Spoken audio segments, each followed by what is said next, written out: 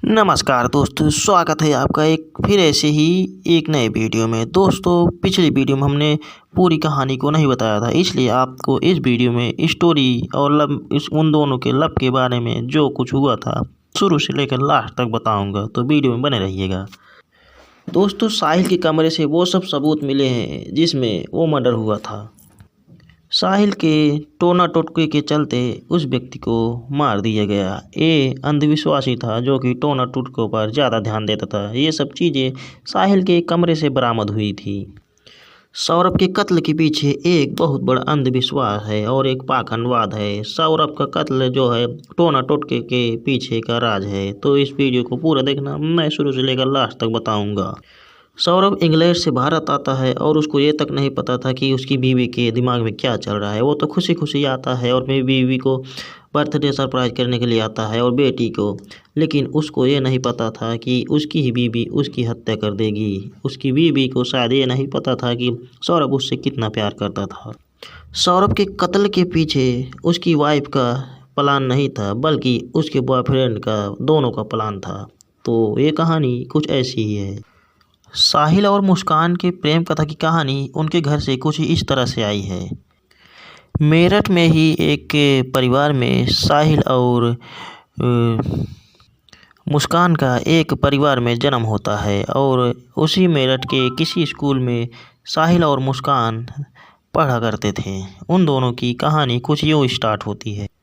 साहिल और मुस्कान 8th class तक दोनों एक साथ पढ़ते हैं। फिर कुछ दिन बाद उन दोनों का स्कूल अलग अलग हो जाता है। उन दोनों का स्कूल अलग अलग हो जाता है। उसके बाद वो दोनों खुद कभी नहीं मिलते हैं। आपको बता दें, उस कॉलेज से जो है, उस स्कूल से साहिल छोड़ देता है पढ़ाई। उसके बाद मुस्कान जो है वहाँ से ही 10वीं पास करती है और 12वीं पास करती है। और उधर साहिल जो है वो वहाँ से छोड़कर कहीं और से हाई स्कूल और इंटर करता है। उसके बाद वो बीटेक करने लगता है।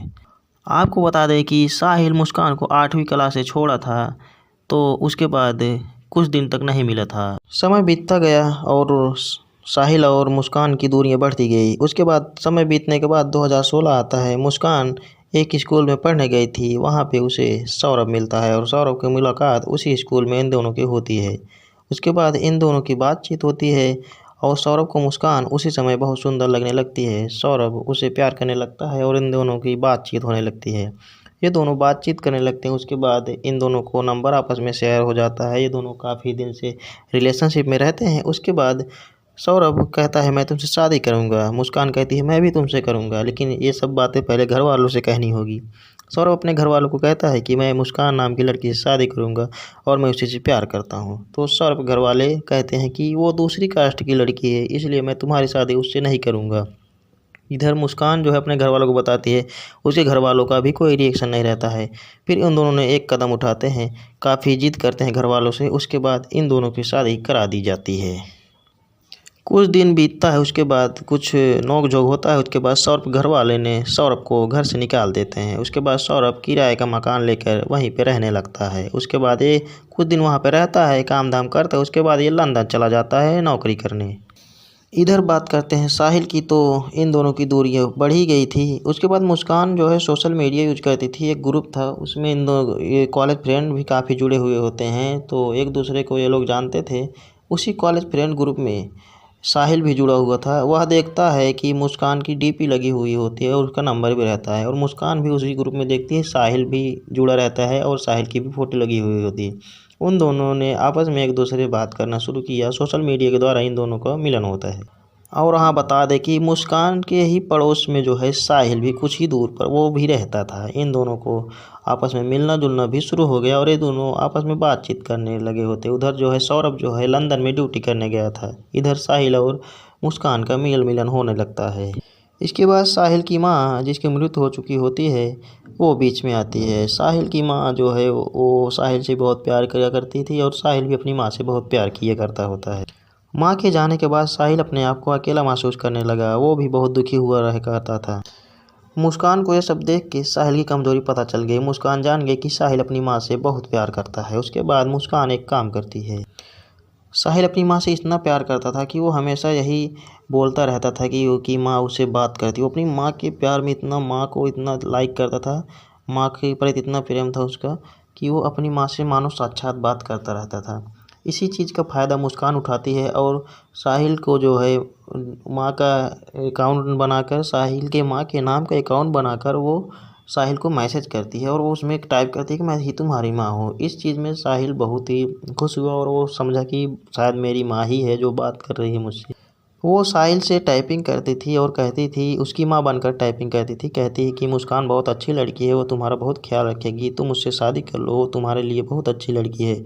अब यहाँ पे देखिए मुस्कान साहिल की माँ का फेक अकाउंट बनाकर उसकी माँ एहसास ना होने देने के कारण उसकी माँ बन कर के जो है साहिल को मैसेज करती है, जिससे साहिल को एहसास हो कि स्वयं उसकी माँ बात कर रही है। इस चीज़ का फ़ायदा मुस्कान उठा रही है।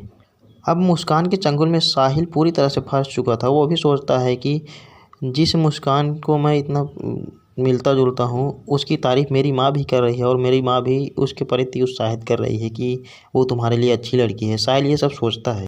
अब इधर जो है साहिल जो है मुस्कान के प्रति और फिदा हो गया और उसका दिल और दिमाग हमेशा मुस्कान के ऊपर ही अड़ा रहता था। अब इधर एक बात बता दें कि साहिल जो है अंधविश्वास के ऊपर ज़्यादा ध्यान दिया करता था, इसलिए वो अपनी माँ का जो है बातें बहुत मानता था, वो भी चैटिंग की वजह से। और देखिए चैटिंग कर रही है, उसको ये भी नहीं पता रहा कि चैटिंग माँ मरी हुई माँ कैसे चैटिंग करेगी, लेकिन वो विश्वास ही बहुत था, अपनी माँ के ऊपर बहुत विश्वास करता था, इसलिए वो चैटिंग जो है विश्वास कर लिया और मुस्कान के फेरे में पड़ गया।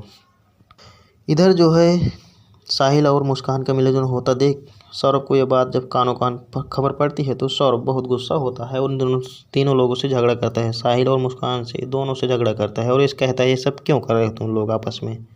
अब इस बीच क्या है कि मुस्कान भी चाहती तो सौरभ को डिवोर्स दे करके और साहिल से शादी कर सकती थी, लेकिन मुस्कान के दिमाग में कुछ और ही चल रहा था। तो वो क्या चल रहा था वीडियो में पूरा देखिएगा। अब इधर साहिल जो है मुस्कान को पाने के लिए तंत्र मंत्र हर चीज़ का जो है अनुसरण करने लगा। वो भी तंत्र मंत्र के ऊपर भरोसा करने लगा, किसी भी प्रकार से उसे पाने के लिए एक से एक जादू टोना टोटके वशीकरण भी कराया। इससे जो है कि कमरे से पता चलता है, जो कि आप वीडियो में देख ही रहे होंगे। तो इस तरह से वो मुस्कान को पाने के लिए काफ़ी कदम बढ़ाता है।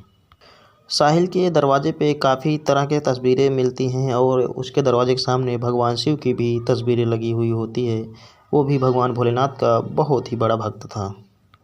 आपको बता दें कि साहिल के रूम से अजीबोगरीब डरावनी तरीके से जो है उसके दीवार में तस्वीर बनी हुई होती है, ड्राइंग बनी होती है, अनेक प्रकार के हाथ पैर बने हुए होते हैं, अनेक प्रकार के तांत्रिक वांत्रिक के फ़ोटो लगे हुए होते हैं।